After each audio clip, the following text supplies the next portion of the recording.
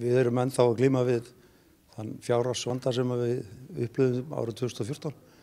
Við erum komið vel á veg og við munum þurfa að eyða þessi kjörtímabili í að takast á við það líka. Þannig að það hlýtur að vera vega þungt, en auðvitað er þjónustan við íbúana auðvitað mikið mál og bara skattbyrði almennt sem við þurfum að skoða. Við höfum verið að upplifa mikla hækkun á íbúðaverði og það hefur orsakað talsverða breytingu á fasteignaskattum. Við þurfum að skoða það á þessu kjörtímabili. Svo auðvitað þessi mikla uppbygging sem eiga sér stað hér, það eru fjöldi áskorana sem við stöndum andspænis vegna þeirra. Við þurfum að byggja nýjan skóla og að minnsta kosti 2 leikskóla. Þannig að það eru stór og veigamikil verkefni sem bíða okkur á þessu kjörtímabili. Já, bein leið er nú bara grasrótarsamtök sem verður til, sprettur upp úr bara hreyfingu íbúa hér í sveitarfélaginu sem að vildi bara vinna sínu sveitarfélagi vel. Og ég held að við viljum gera það bara áfram. Okkur langar til að bæta samfélagið okkar. Það er margt sem við getum gert. Við höfum nú talað skemmtilegri Reykjanesbæ. Við viljum leggja áherslu á menninguna og að bara ungt fólk geti haft gaman að því að búa hérna.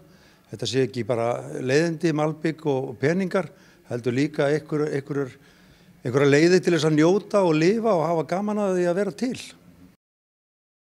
Já, ég held að menn viti nú alveg skoðun mín á því. Ég hef búin að vera mjög einarður í því að hafna þeirri mengun sem átti hefur sér staðna. Ég hafði nú frumkvæði að því að kalla til Umhverfisstofnun og við kröfðumst þess í bæjarstjórninni að verksmiðjunni er lokað og við munum halda þeirri skoðun á lofti að minnsta kosti meðan að ekkert er gert í mengunarmálum þarna. Já, núna erum við auðvitað að fara upp brekku og erum búin að vera því í talsverðan tíma. Við erum auðvitað að upplifa mikla fólksfjölgun og við erum að upplifa breytingu á samfélaginu okkar.